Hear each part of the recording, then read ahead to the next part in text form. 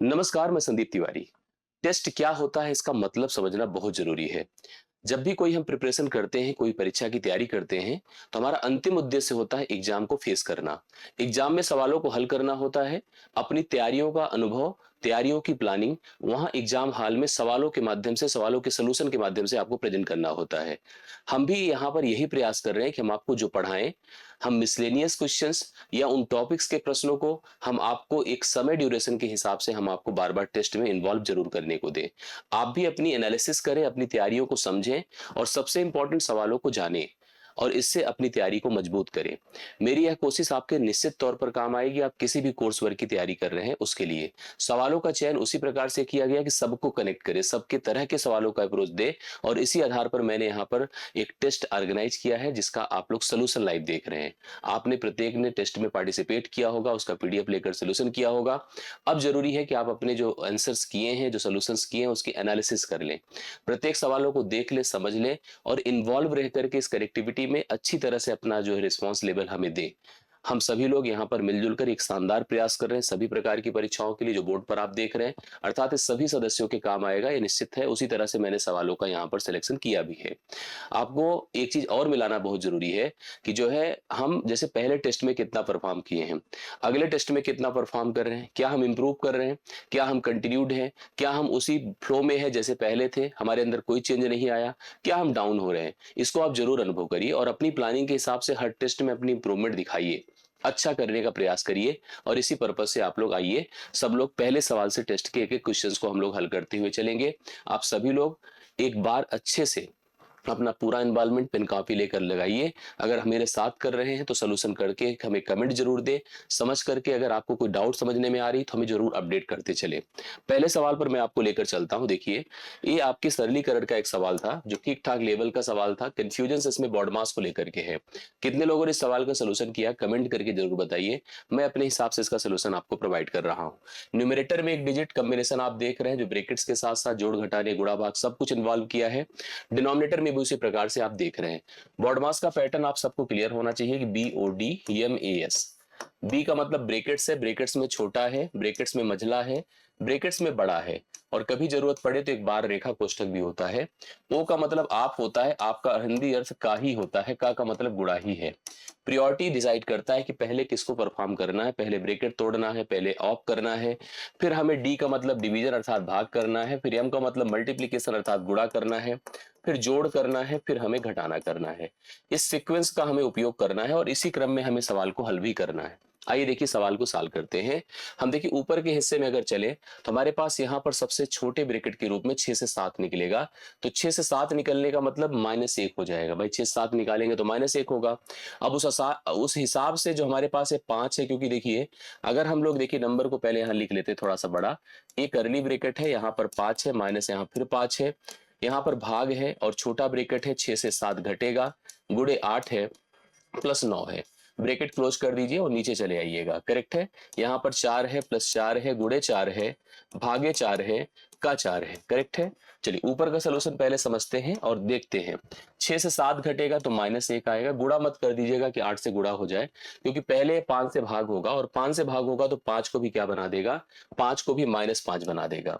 अब 5 को -5 बनाने के बाद यह 5 का 8 से गुणा होगा। मतलब अगर इस ब्रैकेट का हम सोल्यूशन कहीं पर कर रहे हैं तो इस 5 को देखिए एज इट इज रहने दीजिएगा जैसे ये लिखा हुआ है। इसकी वैल्यू -1 हुई। -1 का पहले हम लोग भाग करेंगे तो -5 हो जाएगा और -5 बटा हम लोग -5 का हम 8 से पहले गुणा कर देंगे। -5 का जब हम 8 से गुणा करेंगे तो ये -40 होगा।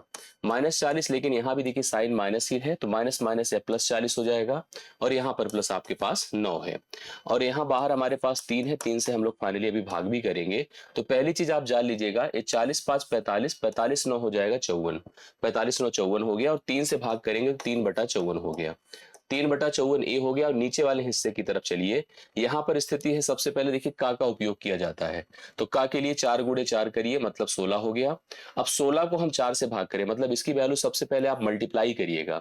फिर देखिए क्या होगा, जैसे इसके हिसाब से चलेंगे तो यहाँ 4 रहेगा और नीचे 16 होगा। और अब आप 4 का प्रोडक्ट आप मतलब इसके साथ कर सकते हैं। 4 चौके 16 हो गया, ये इससे खत्म ही हो जाएगा। तो खत्म होने के बाद यहाँ पर केवल बच रहा है बताइए 4, लेकिन प्लस है तो 4 एक कितना हो जाएगा, 5 हो जाएगा। इस प्रकार प्रकार से अगर हम इसका सोल्यूशन करते तो यहाँ पर कितना आ रहा है, 5 आ रहा है। जो कट सकता है काटने की कोशिश करें। जैसे 3 से इसको काटा तो 18 तिया 54 होता है। 1/18 पंचे 90 इस सवाल के लिए राइट सोल्यूशन होगा। कहीं अगर आपको ऑप्शन में दिख रहा है, बिल्कुल सी में ऑप्शन में दिख रहा है, तो राइट सोल्यूशन आपका 1/90 है। आप भी अपनी एनालिसिस आंसर दीजिए कि आपका सही है गलत है। कंफ्यूजन जरूर है तरह तरह की, लेकिन अगर आप प्रयास सही करेंगे तो गलत तो बिल्कुल नहीं होगा। तो पहला सवाल 1/90, ऑप्शन नंबर सी सवाल के लिए राइट सोल्यूशन है। सभी लोग कंफर्म कर लें। हम आपको लेकर चलते हैं दूसरे सवाल पर। ये भी देखिए एक शानदार सा सवाल है। ऐसे सवाल एग्जाम में अक्सर आपको देखने को मिलते हैं। कह रहा है इनमें से कौन सी संख्या, कुछ संख्या हमारे पास ऑप्शंस में है। लिखा है 5 की पावर p और 7 की पावर q, जहां पर इसने मेंशन कर रखा है p is not equal to 0। p 0 ना हो मतलब कोई एक पूर्णांक हो धनात्मक, and q is not equal to 0, q भी हमारे पास कोई एक धनात्मक पूर्णांक है, 0 नहीं है, का गुणांक नहीं है। मतलब कहने का अर्थ होता है जिसमें 5 और 7 का उपयोग एज ए फैक्टर नहीं दिया गया है, इसकी बात करते हैं। तो हम लोग सबसे पहले यहाँ पर देखते हैं। हम अगर अपने फैक्टर्स की बात करें, देखिए हमारे पास 35 है। 35 का मतलब 5 गुणे 7 होता है। इसका मतलब हम समझ गए कि 5 की पावर 1 है और 7 की पावर 1 है। हम 75 की बात करें तो 75 25 या 75 25 सत्ते 75 होता है। तो 5 की पावर 2 होता है, 7 की पावर 1 होता है। अगर हम 1225 की बात करें तो इसको भी अगर हम 5 से डिवाइड कर, देखिए 5 से काटिए, 5 दूना 10 और 5 चौके 20, 5 पचे 25। फिर से अगर हम इसको 5 से काटते हैं तो 5 होगा, 5 चौके 20 होता है, 5 9 45। इसको भी देखिए तो 5 की पावर 2 हो गया और कितना हो गया बताइए, 7 की पावर 2 हो गया। इसी क्रम में अगर हम 735 की बात करते हैं तो 735 भी अगर देखा जाए तो 7 से कट रहा है, 5 से कट रहा है। सवाल में हमसे क्या बोला, इनमें से कौन सी संख्या 5 की पावर p, 7 की power q, p is not equal to 0 and q is not equal to 0 का गुणांक नहीं है। Which of the following is not a multiple of p, मतलब 5 गुणे 7 बेसिकली वह 35 का गुणांक नहीं है। तो ऐसी स्थिति में हमने जब ऑब्जर्व किया तो यह भी एक प्रकार से, जैसे 35 नहीं कह सकते, क्यों नहीं कह सकते, क्योंकि कोई जरूरी नहीं पावर सेम रहे। अब जैसे इसमें देखिए तो आपके सामने 5 की पावर कितना था, 1 था, और 7 की पावर भी 1 था, तो बेसिकली ये तो बन रहा है। इसी तरह से मैंने इसकी बात करी तो यहाँ पर देखिए तो 5 की पावर 2 हो गया, 7 की पावर 1 हो गया। जब मैं इसकी बात कर रहा हूं, देखिए क्या हो रहा है, जो 1225 है आपका, तो 1225 की स्थिति देखिए क्या हो गई। तो यहाँ पर 5 से जब मैंने इसको डिवाइड किया, 5 दूना 10, 5 चौके 20, 5 पचे 25, 5 से इसको डिवाइड किया, 5 चौके 20, 5 9 45। तो आप इसको 5 की पावर कितना लिख सकते हैं, 2 लिख सकते हैं, और 7 की पावर भी 2 लिख सकते हैं। हाँ, जब मैं इसको देख रहा हूँ 735 को जब हम लोगों ने फैक्टराइज किया तो पहले हम 5 से या 7 से ही काटते हैं। 7 1 के साथ, 7 पचे 35, फिर 7 से किया तो 15 बार गया। अब यहाँ पर देखिए 5 और 3 भी आया, मतलब अगर देखा जाए तो जो 735 इसमें 3 की भी डिविजिबिलिटी बन रही है, केवल एक ऑप्शन, बाकी सब जगह पर देख रहे थे 5 और जो हमारे पास 7 का उपयोग सेम हो रहा था, केवल और केवल डी ऑप्शन में ऐसी चीज आपके सामने नहीं है। तो डी ऑप्शन इसका राइट सोल्यूशन हो जाएगा। आप सभी लोगों ने अगर कंफर्म किया है तो डी ऑप्शन को आप सेलेक्ट कर सकते हैं सही आंसर के रूप में। तो मेरे ख्याल से कंफ्यूजन नहीं होना चाहिए, क्योंकि यहाँ पर देखिए 7 2 बार है, 5 भी एक बार है, लेकिन 3 भी आ गया, एक एक्स्ट्रा टर्म हमारे पास 3 आ गया, इसलिए ऐसा हो रहा है। दरअसल यह कभी ऐसे सवालों के लिए होता है जो टर्मिनेटिंग नॉन टर्मिनेटिंग के नेचर में होते हैं, जहां 5 और मतलब 2 के अलावा फिलहाल 5 7 की स्थिति है, उसका पैटर्न अलग तरह से काउंट किया जाता है। इसमें 3 एक्स्ट्रा बढ़ रहा है, इसलिए इसको हम सेलेक्ट नहीं कर सकते हैं। अगले सवाल पर चलिएगा।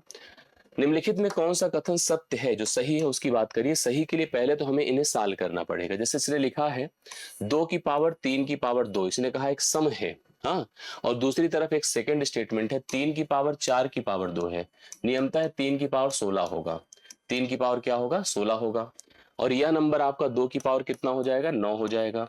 यह कह रहा है सम है, जबकि इसके बारे में इसने कहा यह विषम है।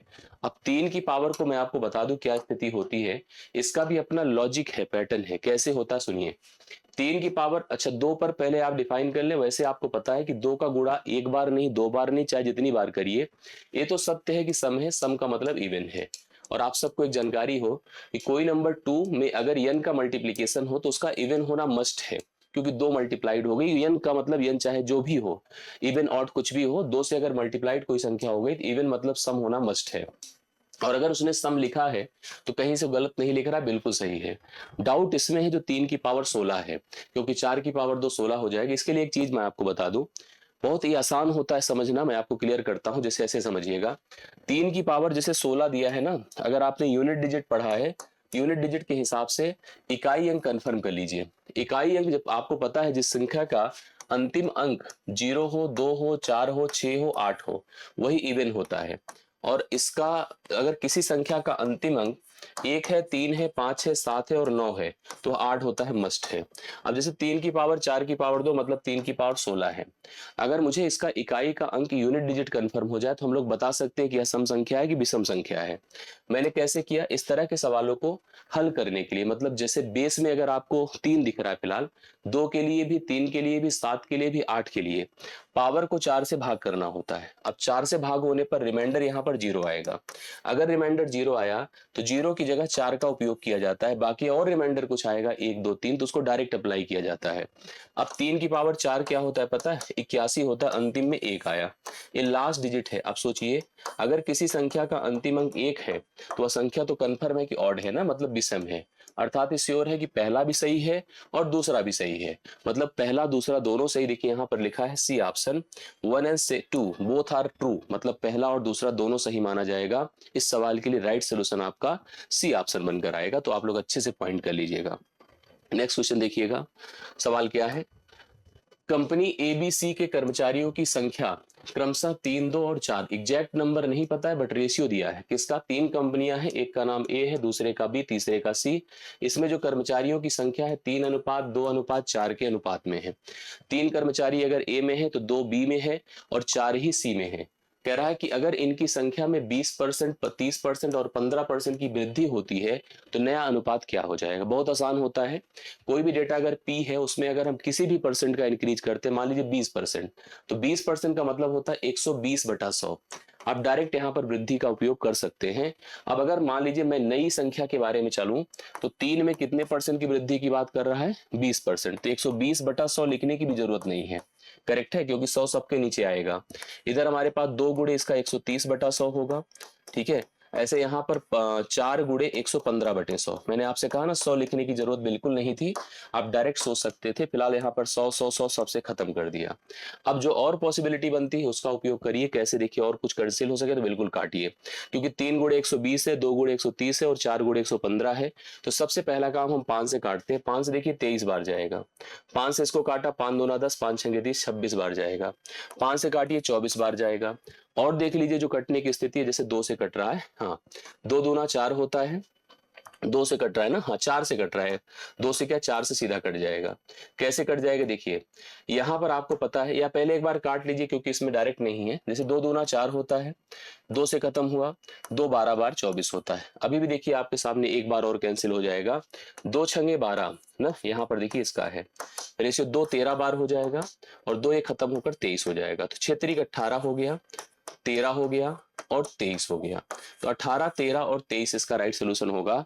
18, 13 और 23, एक बार फिर चेक कर लीजिए, इसमें से ऑप्शन मैच नहीं कर रहा है, क्योंकि आप लोग देख रहे हैं कि यहाँ पर जैसे हम देखिए जब आता है इनमें से कोई नहीं और लगभग लगभग सारे ऑप्शन एक जैसे आ रहे हैं, तो कंफ्यूजन तो बनता ही है कि हो सकता है हमने कोई गलती की हो। तो इसलिए एक बार और क्लियरिटी के लिए आपको चीजों को सेट करना होगा। 3 गुणे 120 कर देते हैं, ठीक है, और 2 गुणे 130 कर देते हैं, ठीक, और फाइनली 4 गुणे 115 कर देते हैं। अब जो जैसे हम लोग कैंसिल कर रहे थे, एक बार कोशिश करके कैंसिल कर दिया जाए तो आसानी से चीजें सेट हो जाएंगी। जैसे मैं क्या बता रहा था कि 5 से जाएगा 23 बार, 5 से जाएगा 26 बार और 5 से जाएगा 24 बार, करेक्ट है। इतनी चीजें हम लोगों ने डन कर दी है। 4 से अगर हमको इसको काटना है, 4 एक खत्म, इसका 2 खत्म कर देगा, इसको 13 बना देगा ना, क्योंकि 26 दूना 52, 13 चौके 52 होता है, 4 छंगे 24 होता है, 6 3 18 हो गया, 13 13 ही रहेगा और यहाँ पर 23 होना डन है, मस्ट है। तो 18, 13 और 23 होगा। देखो 18 11 23 है, 18 13 24 है, 18 13 23 नहीं है किसी में, तो हम अपनी तरफ से डी ऑप्शन पर जा रहे हैं। अगर आपको लगता है कुछ और है तो आप बताइएगा। फिलहाल डी ऑप्शन मेरी तरफ से राइट सोल्यूशन है। आप सभी लोग इस राइट क्वेश्चन चौथे नंबर का right solution D option note करिए, क्योंकि कोई आंसर मैच नहीं कर रहा है और हम अपनी तरफ से आपको 18 23 और 23 का सही अनुपात दे रहे हैं, ये करेक्ट आंसर होगा। नेक्स्ट क्वेश्चन पर आइए। एक कारीगर है, मतलब आप एक क्राफ्ट्समैन जैसे, मतलब किसी भी प्रकार का कारीगर है, 5 मिनट में जे वस्तुएं बनाता है, 5 मिनट नहीं, यम मिनट में जे वस्तुएं बनाता है। 2/3 घंटे में वह कितनी वस्तुएं बना देगा। दो चीजें समझना जरूरी है। एक तो टाइम एंड वर्क का वह अप्रोच, ठीक है, जिसमें कुछ पर्सन कुछ घंटे, कुछ मिनट, कुछ कार्य करके कुछ पैसे कमाते हैं, कुछ जो है हिस्से कार्य कंप्लीट करते हैं। तो उसके लिए एक फार्मूला होता है M1 D1 H1 divide by W1 R1 बराबर M2 D2 S2 divide by W2 R2। Correct है। इसका मतलब ऊपर रहता है मेन पावर और D1 H1 मतलब टाइम। देखिए ऊपर मेन पावर और टाइम का कंपैरिजन होता है, नीचे कार्य का भाग और मजदूरी का कंपैरिजन होता है। जैसे एक और चीज समझना पड़ेगा कि यहाँ पर समय घंटे में दिया है और यहाँ पर समय मिनट में दिया है। तो हम सब जानते हैं कि 1 घंटे बराबर होता है 60 मिनट, ठीक है। और हम हमेशा कोशिश करते हैं कि यूनिट हमेशा बड़े से छोटे में कन्वर्ट किया जाए। मतलब अगर 2/3 घंटे है तो 2/3 घंटे को हम 2/3 गुणे अगर 60 कर देते हैं, 3 से 20 मतलब यह 40 मिनट हो जाएगा। 40 मिनट यहाँ पर होगा जो हमारी डिमांड है। जैसे आप सवाल पर अगर चलिए तो जो कारीगर है वो यम मिनट में, यम का मतलब टाइम, जे वस्तुएं, वस्तुएं मतलब काम की मात्रा, जे को नीचे कर दिया, बराबर यहाँ पर अगर चलते हैं तो जो दूसरा मतलब वही कारीगर की बात कर रहा है, उसका समय अब 40 मिनट है। 40 मिनट में कितनी वस्तुएं, अगर मैंने कह दिया कि चलो वस्तुओं की संख्या x है, मतलब हमेशा मेन पावर और टाइम ऊपर रहते हैं, काम की मात्रा हमेशा नीचे रहती है। तो काम की मात्रा मतलब जे वस्तुएं नीचे है तो x वस्तुएं यहाँ भी नीचे कर दिया। अपने को सी x को डिफाइन करना है तो x को पहले इधर कर दीजिए, तो x इंटू यम हो गया बराबर 40 गुणे क्या हो जाएगा, जे हो जाएगा। तो ये x का मान कितना हो जाएगा, 40 गुणे जे बटा आप यम कर सकते हैं, 40 गुणे जे बटा आप यम कर सकते हैं। देखिए डी ऑप्शन इसके लिए राइट सोल्यूशन होगा। आप लोग इस सवाल का उत्तर देखिए इसी प्रकार से मैनेज कर सकते हैं। तो पांचवा डन होता है, डी ऑप्शन में 40 जे डिवाइड बाई यम इसका करेक्ट आंसर बनेगा। नोट कर लीजिएगा। अगला क्वेश्चन देखिएगा। ये चक्रवृद्धि ब्याज साधारण ब्याज के सवाल हैं, बहुत कनेक्ट करते हैं, बहुत इंपॉर्टेंट है क्योंकि ऐसे ही सवाल बनते हैं एग्जाम में। किसी धनराशि पर निश्चित दर से 2 वर्ष के साधारण ब्याज तथा चक्रवृद्धि ब्याज 900 और 954 है। वह धनराशि कितनी है, मतलब कितना पैसा निवेश किया गया था। 2 साल तक हमने किसी पैसे का इन्वेस्टमेंट किया। मुझे दो प्रकार से किया। मैं एक बार अगर साधारण ब्याज के मोड पर कर रहा था तो मुझे 900 रुपए ब्याज के तौर पर मिला, लेकिन चक्रवृद्धि ब्याज की तरफ अगर हम गए तो हमें 954 रुपए ब्याज की तरह मिला। मैं एक बात जानता हूं कि साधारण ब्याज हर साल बराबर होता है, चक्रवृद्धि ब्याज हर साल बढ़ता रहता है, सतत वृद्धि पर आधारित होता है। जैसे मैंने इस तरह के सवाल को हल करने का एक पैटर्न हमेशा क्लास में समझाया कि यहाँ एसआई लिखिए, यहाँ सीआई लिखिए, और यहाँ पर देखिए क्या होता है, फर्स्ट ईयर है और इस सेकेंड ईयर है। और हमने नोटिस किया इस सवाल में, क्या नोटिस किया कि हमें 2 साल में साधारण ब्याज के रूप में 900 मिला है, चक्रवृद्धि ब्याज के रूप में 954 मिला है। अब आप एक चीज जानते हैं कि साधारण ब्याज हर साल समान होता है, तो पहले साल भी 450 मिला होगा, दूसरे साल भी 450 मिला होगा। जो पहले साल का साधारण ब्याज होता है पहले साल के चक्रवृद्धि ब्याज के बराबर होता है, तो 450 ही पहले साल चक्रवृद्धि ब्याज भी रहा होगा। और अगर 450 था और कुल 2 साल में 954 मिला है, तो सेकेंड ईयर चक्रवृद्धि ब्याज कितना मिला था, 4 हो जाएगा, 5 से 5 जीरो, 9 से 4, 504 रुपए का ब्याज मिला था। अब यहां से हम एक चीज डिसाइड कर सकते हैं कि ब्याज दर क्या थी। अगर ये पूछ लेता सवाल में ब्याज दर कितनी थी, तो कितना इंक्रीज हुआ, 54 इंक्रीज हुआ। 54 गुणे 100 बटे हम 450 कर देते, एक शून्य खत्म हो गया। और यहां से आप देखिए तो 9 पचे 45 होता है, 9 छंगे 54 होता है। ठीक है। अब आप क्या कर सकते हैं, 10 यहाँ पर 5 से काटिए, 5 दूना 10, 6 दूना 12, 12% की ब्याज दर है। अगर आपसे सवाल ये पूछता है कि ब्याज दर कितनी है तो आप कितना बताते, 12%। अब हम थोड़ा समझ गए हैं कि दर अपनी कितनी है, 12%। अब आपके पास, अच्छा मैं एक सवाल ऐसे जनरल आप लोगों से करूं, हम अगर मूलधन निकालना चाहते हैं, अपने पास दर है, साधारण ब्याज का उपयोग करके निकालना आसान होगा कि चक्रवृद्धि, तो आप हमेशा ही कहोगे सर साधारण ब्याज का। साधारण ब्याज भी हमें 2 साल का दिया है और एक भी साल का दिया है, तो हम 1 साल का उपयोग करके कर ले, चाहे 2 साल का उपयोग करके कर ले, लेकिन अच्छा क्या रहेगा, 1 साल का उपयोग। तो हमने देखा कि समय है 1 साल का, समय है 1 वर्ष का, और साधारण ब्याज कितना होगा 1 साल में, बताइए, 450। जो साधारण ब्याज है वो 1 साल में कितना हो जाएगा, 1 साल में दिया ही ऑलरेडी 450 रुपए का। अब साधारण ब्याज के ऐसे सवाल में हमको कोई प्रॉब्लम तो नहीं होनी चाहिए, क्योंकि अपने को सिंपली मूलधन पता करना है। दर को समय से गुणा करिए, जो 12% ही है, तो 12% को भिन्न में लिखिए, तो भिन्न में लिखने के लिए प्रिंसिपल को जो परसेंटेज है, परसेंटेज को हटाया जाता है, नीचे 100 से भाग किया जाता है, 4 तिया 12, 4 25 बार 100 हुआ। ये एसआई बन जाता है और ये प्रिंसिपल बन जाता है। करेक्ट है। इस सवाल में अपने को एसआई दिया है जो 3 से कंपेयर होगा, 3 बराबर 450 कर दीजिए। प्रिंसिपल अपना 25 है इस कंडीशन में, तो 25 का मान अपने को निकालना, यही प्रिंसिपल हो जाएगा। 3 से काटिए, 3 एक के 3, 3 15, 3 45, मतलब 150 हो गया। 150 का गुणा 150 से करिए, तो यहाँ पर 25 से गुणा कर दी। देखिए 25 शून्य शून्य, 25 पंचे 125 हासिल 12, 25 एक के 25, 12 क्या हो जाएगा बताइए, 37। 3750 रुपए, डी ऑप्शन उसका राइट सोल्यूशन होगा, जो आप लोग छठे सवाल में देख रहे हैं। एग्जैक्ट आंसर के रूप में आपको डी आंसर मिल रहा है। तो मतलब ऐसे सवाल बहुत शानदार पूछे जा रहे हैं आजकल, तो इसलिए इस पर फोकस रखिएगा और जरूर ध्यान दीजिएगा, करेक्ट करिएगा सभी लोग। अब मैं दूसरे सवाल पर लेकर चलता हूं, जो कि सवाल नंबर 7 है। सवाल ये भी बहुत शानदार है, देखने में बहुत टफ लग रहा होगा, करेंगे तो बहुत आसान हो जाएगा। मेरे पास 36 रुपए थे, कितना, मैंने इसको 2 भागों में विभक्त किया, डिवाइड किया, और पहले हिस्से को ले जाकर के 5% की वार्षिक दर पर 3 वर्ष का जहां पे साधारण ब्याज हमको मतलब मिल रहा था, वहां पर मैंने लगा दिया। जो बचा हिस्सा था उसको मैंने 6 सही 1/4% की वार्षिक दर से 4 वर्ष तक के लिए निवेश कर दिया। कहा गया कि जिससे जो उनको ब्याज मिला हमको, वो हमारे ब्याज बराबर थे। तो हमसे पूछा गया कि जो राशियां थी वो कितनी थी, जो हमने निवेश किया था अलग अलग, वो कितना था। देखिए ट्रेडिशनल करने का जो सिस्टम होता है वो सही नहीं होता है। हमने कहा चलो पहली राशि मेरी ए थी, दूसरी राशि बी थी। एक बात दिमाग में हमेशा रख लीजिएगा, जो साधारण ब्याज होता है, अगर आप दर को, ठीक है, और समय को एक साथ मिला दें तो ये साधारण ब्याज को ही जनरेट करता है। आपने देखा कि पहले हिस्से को 5% की दर से 3 वर्ष तक निवेशित किया गया है, जबकि दूसरे हिस्से की बात अगर किया जाए तो 6 सही 1/4, 6 सही 1/4% की दर से 4 वर्ष तक के लिए निवेशित किया गया है। यहां से ब्याज इसका मिलेगा, यहां से ब्याज इसका मिलेगा, दोनों ब्याज आपस में बराबर हो जाएंगे।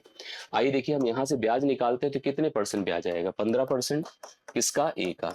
इसकी बात करें 6 चौके 24, एक 25/4 होगा, और 25/4 को 4 से अगर हम मल्टीप्लाई कर दे तो यह 25% ऑफ बी हो जाएगा। सही है ना, 25% ऑफ बी हो जाएगा। ऐसे में हम ए और बी की तुलना कर लेंगे। देखिए 5 या 15 होता है, 5 पचे 25 होता है। अब हम कह सकते हैं कि ए और बी का जो रेशियो बनेगा 5 और 3 का हो जाएगा। 5 वही रहेगा, 3 उधर जाएगा। तो ए का हिस्सा यदि 5 है तो बी का हिस्सा 3 है, और दोनों का हिस्सा मिला दे तो कितना है, 3600 है, 3600 है। ऐसे में 5 और 3 को जोड़ दे तो कितना है, 8 है। 8 बराबर में 3600 अगर कर दूं, एक बराबर क्या होगा, 8 चौके 32, 8 पंचे 40, 450 होगा। किसका हिस्सा, दोनों का पूछ रहा है, तो ए का हिस्सा कितना होगा, अनुपाती रूप से 5 है तो 5 से इसमें गुणा करिए, 0, 5 पचे 25, 5 चौके 20, 2 22, 2250 है।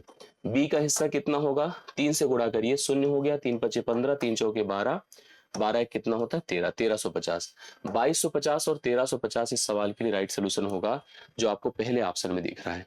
2250 और 1350 करेक्ट आंसर होगा। पहला हिस्सा 2250 रुपए था, दूसरा हिस्सा 1350 था, और सही आंसर हम लोग प्रेजेंट कर रहे हैं। 7वां सवाल डन होता है। 8वें पर आ जाइए, देखिए क्या है 8वां क्वेश्चन।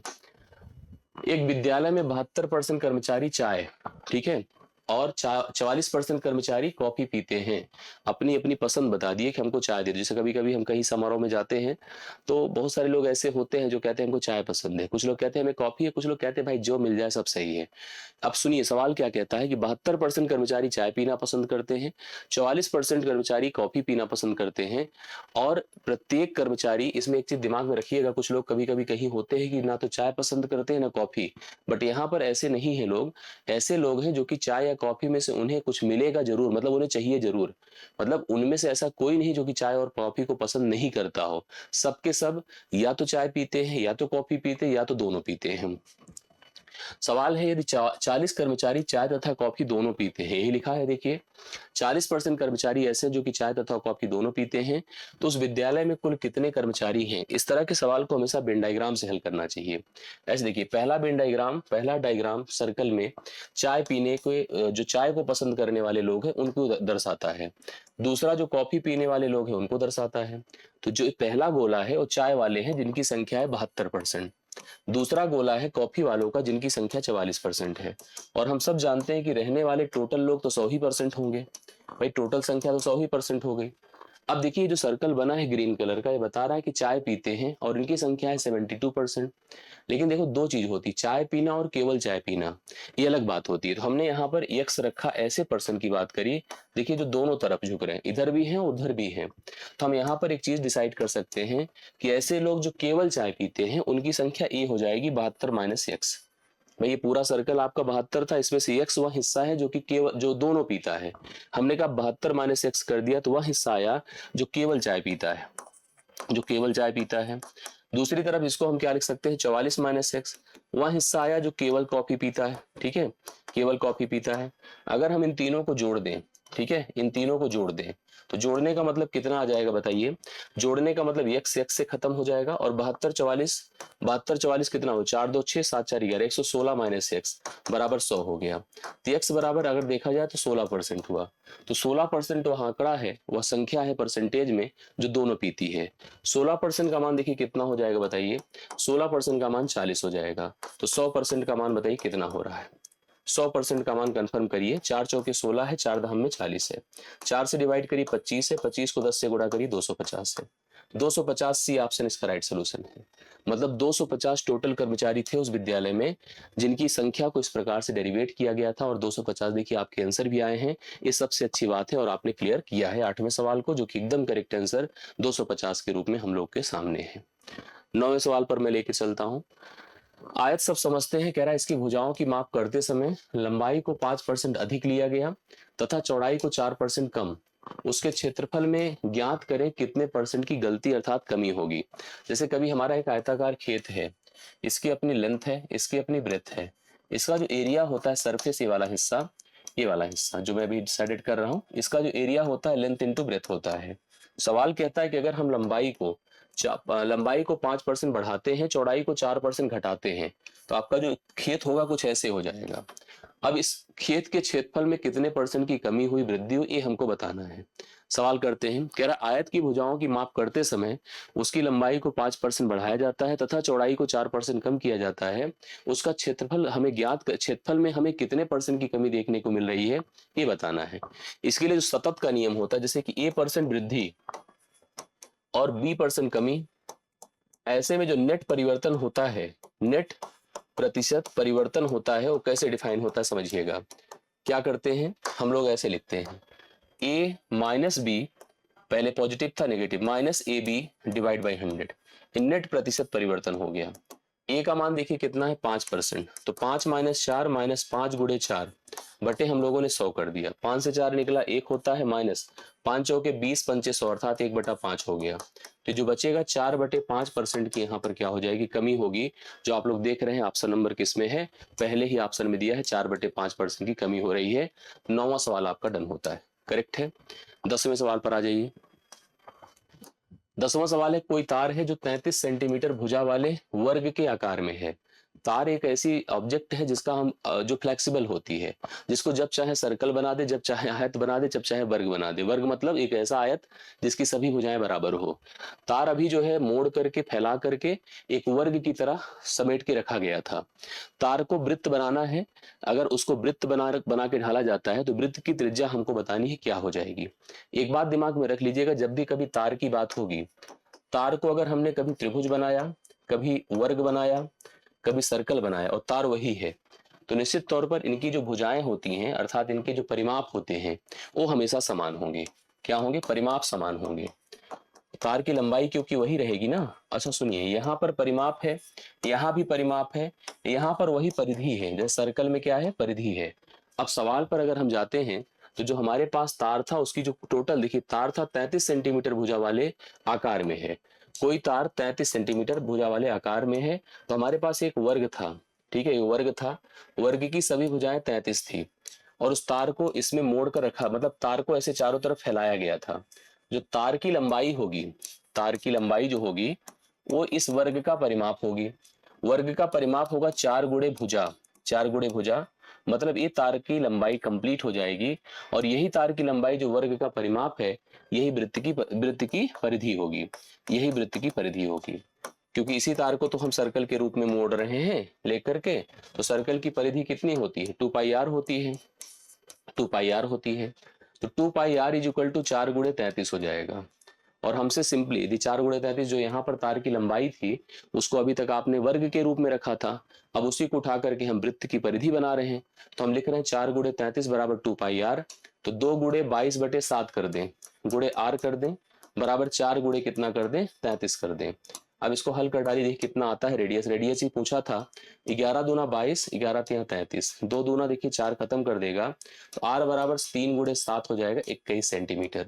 जो हमारे पास तार की, जो हमारे पास वृत्त की त्रिज्या बनकर आएगी, जिस वृत्त के रूप में उस तार को अब मोड़ दिया गया है, उसकी जो रेडियस होगी वो 21 सेंटीमीटर होगी, 21 सेंटीमीटर करेक्ट आंसर होगा, बी ऑप्शन। अगला देखिए 11वां, एक आयत की लंबाई 3 गुना बढ़ाते हैं और चौड़ाई उसकी मूल चौड़ाई के आधी कर देते हैं। अभी जैसे एक सवाल हम लोगों ने सतत वाला किया था, सेम उसी पैटर्न पर सवाल है। उस समय तो हमारे पास ऐसा आंकड़ा था कि हमने जो रूल था सतत का उसको ही लगाया था, सेम वही चीज है। आयत का क्षेत्रफल सबको पता है लंबाई गुणे चौड़ाई होता है। इसने कहा कि उसकी लंबाई को 3 गुना बढ़ाते हैं। तो देखिए ओरिजिनल एरिया था, न्यू एरिया था, यहाँ पर सतत का नियम इसमें भी लगेगा। 3 गुना बढ़ाने का मतलब क्या होगा, 1 से 3 कर देना, ठीक है। चौड़ाई को मूल चौड़ाई की आधी कर देते, आधा का मतलब 2 से 1 कर देना। इसका मतलब जो ओरिजिनल एरिया था वो 2 था, और न्यू अभी बनकर आया है 3। कितने का परिवर्तन होगा, साफ साफ दिख रहा है, 1 की वृद्धि हो रही है। 2 से 3 होना 1 की वृद्धि है। इसको परसेंट में कन्वर्ट करेंगे, 1 गुणे 100/2 करेंगे, 50। अब यहाँ पर हम लोग को फिलहाल ये सब करना ही नहीं था, क्योंकि परसेंट तो पूछा ही नहीं था। जब परसेंट नहीं पूछा था तो हम लोग यहाँ पर सिंपल समझ रहे हैं। सवाल यही तो हमसे कह रहा है, आयत देखिए लिखा है मूल आयत के क्षेत्रफल का नए आयत के क्षेत्रफल से अनुपात। अब देखो कई लोग गलती से 2:3 लगाएंगे, जबकि पहला वर्ड है मूल आयत का क्षेत्रफल। तो मूल आयत का क्षेत्रफल 3 है, और नए आयत का क्षेत्रफल कितना, सॉरी मूल आयत का क्षेत्रफल यहाँ पर समझिएगा। इसको देखिए कैसे हम समझे, नहीं तो गलती तो होनी डन है।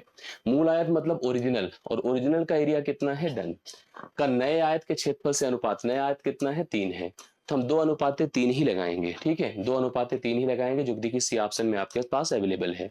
मूल का मतलब जो एक्चुअली था और जो हमने परिवर्तित कर दिया वो हमारा बढ़ गया है 3। अगर हमसे पूछा जाता कि कितने परसेंट की वृद्धि हुई है, तो 2 से 3 बढ़ने में 1 का इंक्रीज था, 2 में बढ़ता तो 2, 1 गुणे 100/2 होता, 50% का इंक्रीज आपको सामने देखने को मिलता। फिलहाल सवाल का उत्तर 2:3 है। अगले क्वेश्चन पर चलते हैं। इस सिंपल देखिए रेशियो का क्वेश्चन है, लेकिन इसको अच्छे से समझिए क्या इसमें कह रहा है और कैसे प्रेजेंट कर रहा है। जैसे हमको लिख कर दिया 3a + 4b, हाँ 4b बराबर बटा 3c + 4d बराबर 3a - 4b divide by 3c - 4d। आप इसको कैसे प्रेजेंट किया जाए, इसको कैसे सोचा जाए, इसके लिए देखिए सिस्टम क्या है। जैसे हम कुछ चीजें दिमाग में रख सके, सेट कर सके, तो पहला अप्रोच तो ये रखिए कि आप इसको चेंज, क्योंकि देखिए रिलेशन यहाँ पर अलग अलग तरह के दिए हैं कि इनके तीनों के बीच के परस्पर संबंध क्या है, ए का, बी का, सी का, डी का, आपस में कैसा रिलेशन बनकर आ रहा है, ये हमको डिफाइन करना है। डिफाइन करने का जो सबसे बेहतर तरीका है वो ये है कि आप लोग यहाँ पर एक काम करें। जैसे देखिए कुछ अलग अलग तरीके, जैसे कभी आप प्रपोर्शन पढ़ते हैं तो जैसे लिखा a/b बराबर c/d, इसमें तरीके अलग अलग होते हैं भाई। क्रॉस मल्टीप्लीकेशन तो सब जानते हैं पॉसिबल है, हम चाहें तो इसको उधर कर दें, इसको इधर कर दें, एकदम सिंपल है, इसमें कोई दिक्कत की बात नहीं है। हम इसको उधर कर सकते हैं और इसको इधर ला सकते हैं, बाकी उन दोनों को ही फिक्स रहने दे, तब भी कोई दिक्कत की बात नहीं आएगी। समस्या में मतलब उसमें प्रॉब्लम नहीं आएगी। हम इसको उधर ले जा सकते हैं, तो 3c - 4d कर दें, और ये जैसे था ऐसे रहने दें, 3c + 4d रहने दें, ठीक है। बराबर यहाँ पर 3a - 4b था, और डिवाइड बाई हम क्या कर दे पता है, डिवाइड बाई हम इसको लाएं तो 3a + 4b कर दें। यहां से क्या होता है कि ए की जगह, ए और अगर देखिए सी और डी एक तरफ हो गए, ए और बी एक तरफ हो गए। एक नियम होता है जिसे कहते हैं योगांतरानुपात नियम। जैसे अगर कभी ऐसे लिखा है कि a/b बराबर c/d, तो आप इसको ऊपर ले जाइए, लिखिए a + b, ठीक है, और ऊपर वाले के नीचे लाइए, लिखिए a - b।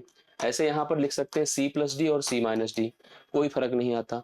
सेम यही काम आप यहाँ भी पकड़िए, समझिए, देखिए क्या पॉसिबिलिटी बनती। अगर हम इसको ऊपर ले जाते हैं तो 3c - 4d, ये पहला वाला टर्म है, ये जाकर जुड़ेगा plus 3c + 4d divide by, इसको लाइए नीचे, 3c - 4d माइनस करेंगे तो -3c - 4d बराबर, इसको ऊपर ले जाइए तो क्या होगा, देखिए 3a - 4b plus 3a + 4b, correct है। और नीचे लाइए देखिए इसको, तो लिखा है 3a - 4b - 3a - 4b, correct है। इस प्रकार से हमने लिख दिया। मतलब मैं क्या कर रहा था पता है, नीचे वाला ऊपर ले जाकर जोड़ा और ऊपर वाले से नीचे वाले को घटाया। अब जो कटने पिटने की स्थिति में उनको खत्म कर दीजिए। जैसे देखिए जो जो खत्म हो रहा है उसको बिल्कुल खत्म कर दीजिए, इसमें कोई गुंजाइश की बात मत रखिए, ये इससे खत्म हो जाएगा। इसी प्रकार से देखिए 4b से खत्म हो जाएगा, और जहां जैसी जो पॉसिबिलिटी बन रही है इसको इससे खत्म कर दीजिए। करेक्ट है। अब यहाँ से क्या बन जाएगा, 3c कितने 6c हो जाएगा, और यहाँ -4d -8d हो जाएगा। बराबर आपके सामने कितना हो जाएगा, 3a 6a हो जाएगा। बराबर यहाँ पर भी माइनस माइनस फोर, -4 कितना हो जाएगा, -8d हो जाएगा, 8b हो जाएगा। एक काम देखिए ऐसे बन सकता है कि 6 से खत्म हो सकता है, -8 से खत्म हो जाएगा, इधर जाएगा अर्थात BC बराबर AD हो गया। BC बराबर क्या हो गया, AD हो गया। अब उसको चाहे आप बोल दीजिए BC कहीं है, बिल्कुल देख लेते हैं हम लोग यहाँ पर BC और AD ये आपस में क्या है बताइए, बराबर है। बी ऑप्शन इस सवाल के लिए राइट सोल्यूशन है। कंफ्यूजन तो थोड़ा सा आएगा, लेकिन अगर थोड़ी सिंसियरिटी दिखाएंगे तो आपका सवाल गलत नहीं हो सकता है। तो मैंने लिखा BC बराबर 4D, तो इस पर BC बराबर AD, और वो ऑप्शन नंबर आपको कहाँ पर दिख रहा है, ऑप्शन नंबर आपको बी में दिख रहा है। तो ऐसे सवाल बन जाते हैं, कंफ्यूजन ना रखिए, समझिए और समझ करके इसको अप्लाई करिए, तभी देखिए एकदम क्लियरिटी प्रूव्ड हो गया, मतलब इसमें कोई डाउट नहीं रह गई, आराम से हम लोग सोल्यूशन कर सकते हैं। आगे बढ़ता हूं, चलिए देखिए इसको समझिए, ये बहुत शानदार सा, इस इक्वेशन को हम लोग क्या नाम देंगे बताइए। यह इक्वेशन एक 4x² -12x प्लस k है। कह रहा है पूर्ण वर्ग भी है, मतलब ये किसी अगर हम वर्ग के रूप में प्रेजेंट करें तो लिख सकते हैं। तो k का मान हमसे पूछ रहा है कि k का मान क्या होगा। देखिए पूर्ण वर्ग का मतलब क्या होता है, पूर्ण वर्ग मतलब किसी संख्या का वर्ग है, और सबसे इंपॉर्टेंट बात यह है कि अगर वह k का मान पूछ रहा है तो k के किस मान के लिए वह पूर्ण वर्ग बन सकता है, ये सोचिए। और आपको पता होगा, जैसे एक रियलिटी ऐसे समझिएगा टर्म की, लिखा है, अच्छा यहाँ पर x भी है ना, यहाँ पर 4x² -12x प्लस k बराबर 0, k बराबर है सिंपली, तो k की जगह पर क्या पुट कर दो कि पूर्ण वर्ग बन जाए, इसको हमको समझना है। तो पूर्ण वर्ग का मतलब जैसे देखिए a है, यह 2x होगा, 2x का होल वर्ग है ही है, ये आप देख पा रहे हैं।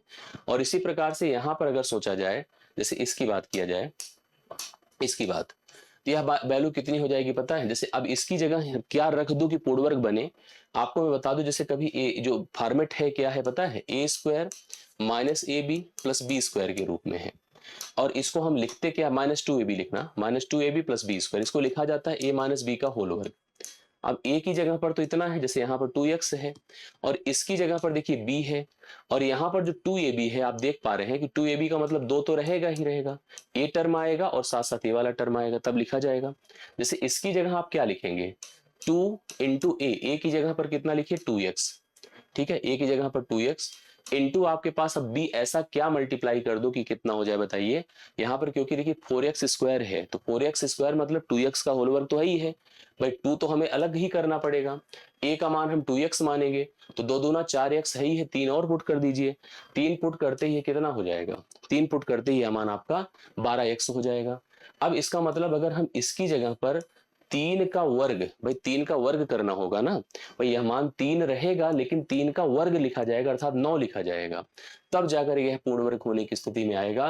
तो ऑप्शन नंबर आपका बी। वैसे भी आपको बता दूं, लास्ट टर्म आपका जो बनता वो किसी ना किसी पूर्ण वर्ग को ही प्रेजेंट करता, तो पूर्ण वर्ग प्रेजेंट करता तो 9 आता।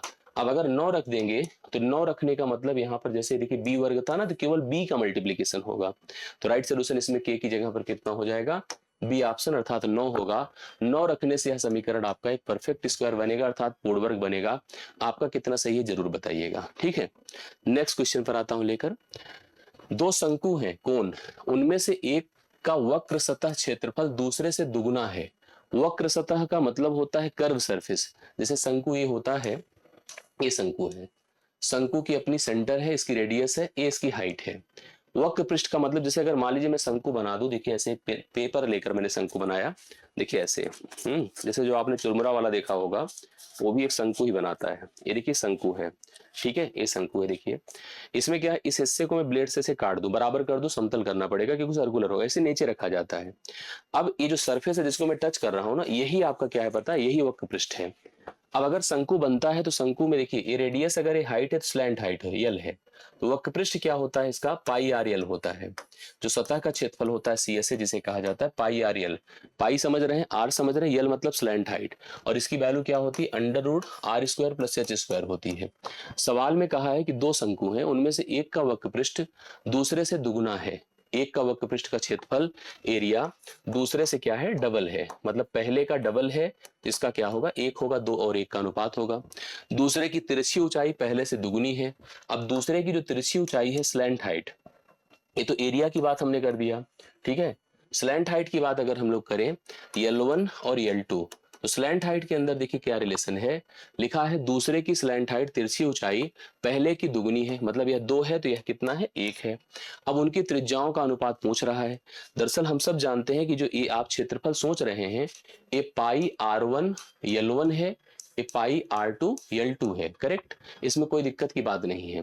मतलब हम लोग लिख सकते, देखिए पाई का तो कोई सेंस बना नहीं, पाई पाई से खत्म हो गया। मतलब अपने को लिखना चाहिए कि R1 L1 divide by R2 L2 बराबर A1 अपान A2, यही लिखना होगा हम लोग को। इसी को फॉलो कर लीजिए। आप देखिए यहाँ पर R1 लिखिए, L1 की जगह पर 1 कर दीजिए, बटा R2 लिखिए, L2 की जगह 2 कर दीजिए, बट एरिया पर जाइए तो यहाँ 2 रखिए, यहाँ पर 1 रख दीजिए। अब आपको R1 अपान R2 पता करना है तो 2 तो उधर ही जाएगा, R1 अपान R2 जो होगा आपका 4/1 होगा। 4 और 1 का अनुपात आएगा, दोनों की त्रिज्याओं में 4 और 1 का अनुपात बनेगा, जो 14th क्वेश्चन है, 14वां सवाल है, और इसका सही उत्तर 4:1 है। राइट सोल्यूशन आप लोग 14 नंबर का पहले ऑप्शंस को सेलेक्ट कर सकते हैं। अगर कहीं डाउट बन रहा है तो लिख दीजिए, कमेंट करिएगा, हम स्पष्ट कर देंगे। अगले सवाल पर आइएगा। यक्स संख्याओं का औसत वाई स्क्वायर है और वाई संख्याओं का औसत एक्स स्क्वायर है, ठीक है। अब हमसे कह रहा है एक्स प्लस वाई संख्याओं का औसत बताइए। हमने लिखा संख्या, कमेंट करिए सभी लोग, और हमने लिखा औसत, यहां लिखता हूं मैं योग। हमने पहले कहा कि एक्स अगर संख्या है तो औसत वाई स्क्वायर है। योग क्या होता है बताइए, योग होता है औसत गुणे संख्या। क्या होता है औसत गुणे संख्या, ठीक है, औसत गुणे संख्या।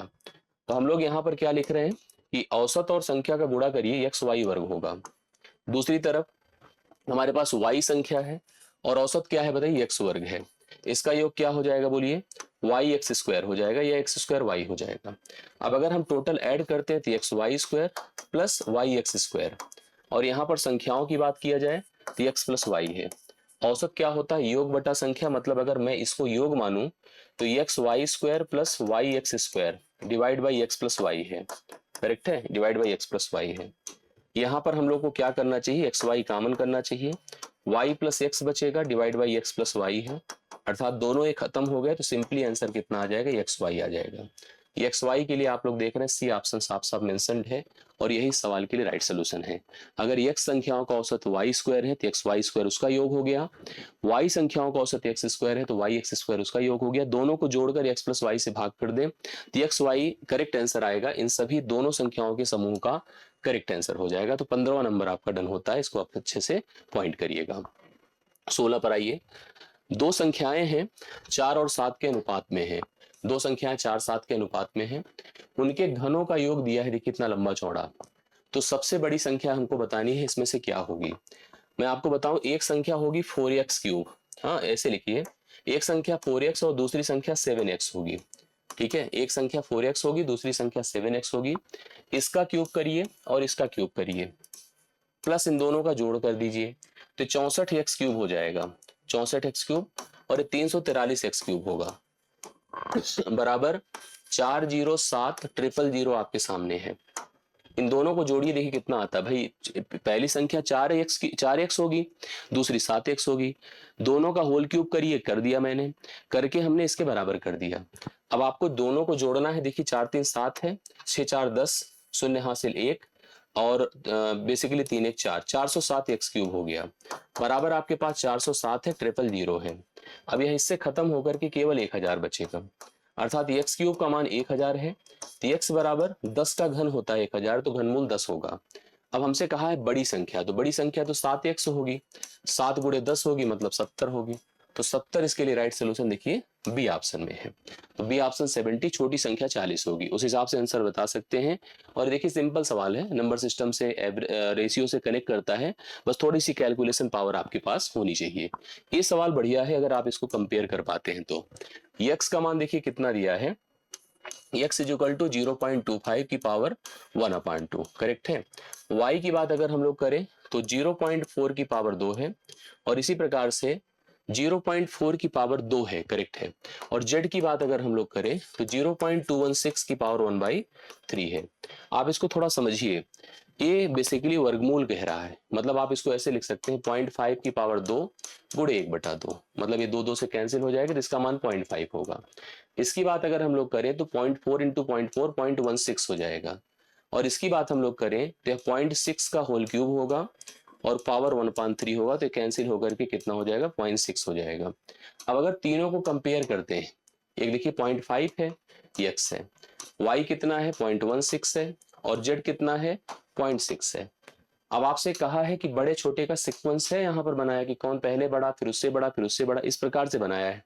अगर सोचा जाए तो सबसे इसमें अगर हम जैसे इसमें देखिए प्रेजेंट कैसे किया है कि y is greater than x and x is greater than z, इस प्रकार से छोटे से बड़े, मतलब एक प्रकार से सबसे छोटा कौन दिख रहा है, सबसे छोटा तो दिख रहा है भाई, देखिए दशमलव के बाद यहाँ 5, यहाँ 1, यहाँ 6, तो y दिख रहा है। वो किससे बड़ा है, वो किससे बड़ा है x से, और x किससे बड़ा है z से।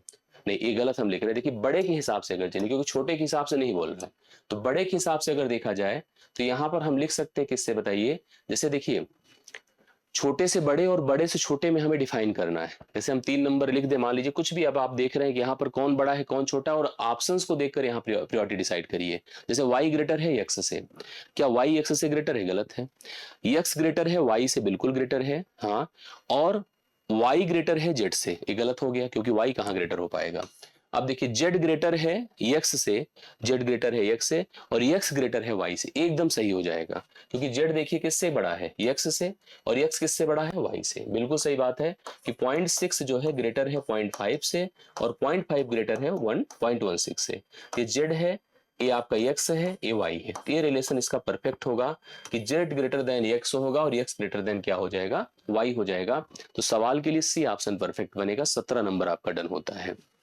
18वें पर आइए, नल टंकी का सवाल है। 2 पाइप एक टंकी को क्रमशः 15 एवं 12 घंटे में भर सकते हैं, जबकि तीसरा उसे 20 घंटे में खाली कर सकता है।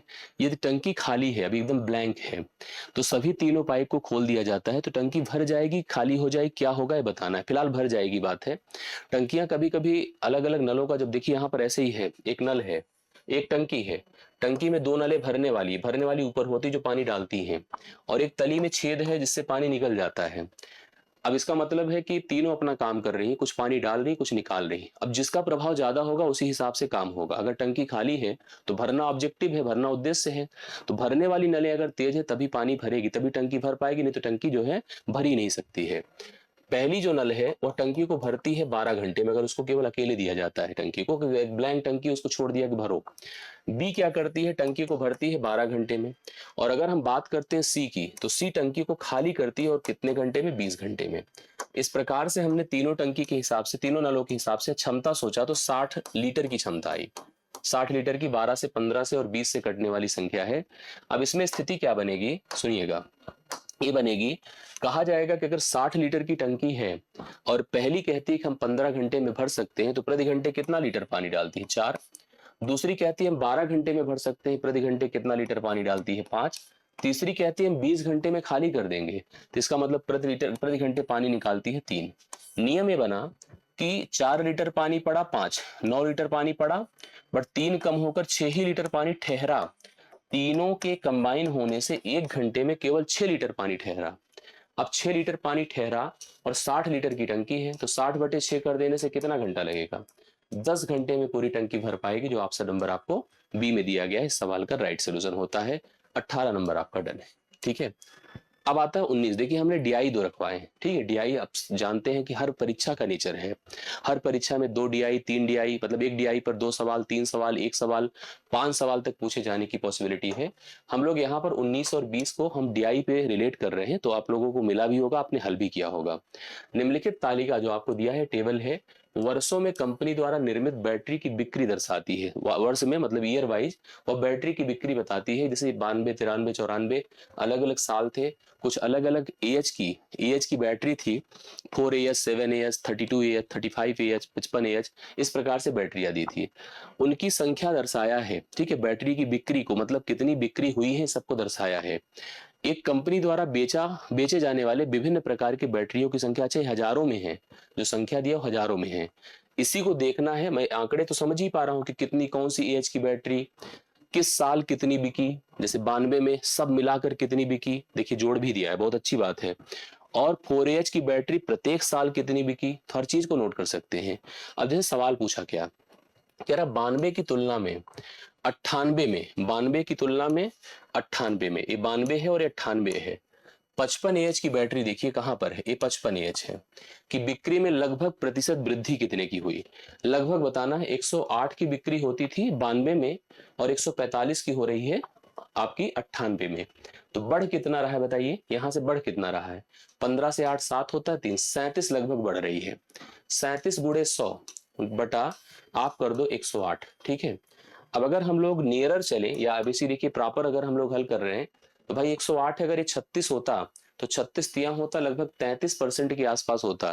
बट हम लोग नियरर करना है हम लोग को और सारे ऑप्शन एक जैसे हैं, 33 भी है 34 भी से रिस्क नहीं ले सकते हैं, हल करना प्रायोरिटी होनी चाहिए। अगर हम इसको करते हैं तो 54 होगा और ये 50 होगा। और एक बार अगर और इफर्ट कर दे, फिलहाल मुझे नहीं लगता करने की जरूरत है, हमको तो लग रहा सबसे बेहतर था वैसे ही रखकर चलिए जैसे था, हम लोग जैसे आंकड़ा था वैसे ही रख लेते हैं। तो यहाँ पर अगर हम लोग ये सब खत्म करके इसको 3700 कर दें और डिवाइड बाई 108 कर दें, भाई 3700 को अगर हम 108 से भाग कर दें, आंकड़े दूर दूर होते रिस्क ले लेते हैं, तो 36 तिया 108 और 100/3 33.33 मान ही लेते। बट हमने कम किया है तो इसे फिलहाल हम लगभग पहुंच पा रहे हैं। यहाँ पर फिर भी देखिए 3700 है और इसको हम 108 से भाग करते हैं। 108 3 बार तो जाना ही जाना है, 3 8 24, 0 2 3 1 के 3 हुआ, 10 से 4 6 होता है, 6 से 2 4 होता है, 0 आ जाएगा। अब देखिए 3 से ज्यादा बार जा रहा है, एकदम पक्का जा रहा है, हाँ जा रहा है ना, 4 8 32 के 2 हासिल 3, 4 0 0 3 हो गया, 4 1 के 4, बिल्कुल। तो 34 पे एबव है तो 34% के आसपास हम लोग आंसर लेंगे। राइट सोल्यूशन यहाँ पर 19वें का आपके सामने है। आशा करता हूँ समझ में सबको आया होगा, सब लोग क्लियर कर लीजिए। कोई कंफ्यूजन हो तो प्लीज बताइएगा, मैं उसी हिसाब से आपको क्लियर कर दूंगा इन सभी सवालों को। अगला क्वेश्चन देखिएगा, सभी 7 वर्षों की कुल बिक्री किस बैटरी के लिए अधिकतम थी।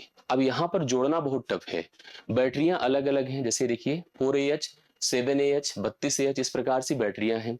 अब इसने कहा सभी 7 वर्षों के लिए, जैसे मैं 4AH को लूंगा तो सभी 7 वर्ष जोड़ूंगा, 7AH लूंगा तो सभी 7 वर्ष जोड़ूंगा, ऐसे जो भी AH लेंगे वो सभी 7 वर्ष के लिए जोड़े जाएंगे, जिसमें सबसे ज्यादा होगा उसी का आंसर होगा। अब ऐसे में तो हमारे पास 1 2 3 4 5 है टोटल, बट ऑप्शन में तो केवल 4 है, तो ऑप्शन से एक हट जाएगा मतलब 55, इसका उपयोग खत्म हो जाएगा। बाकियों के लिए चेक करते हैं।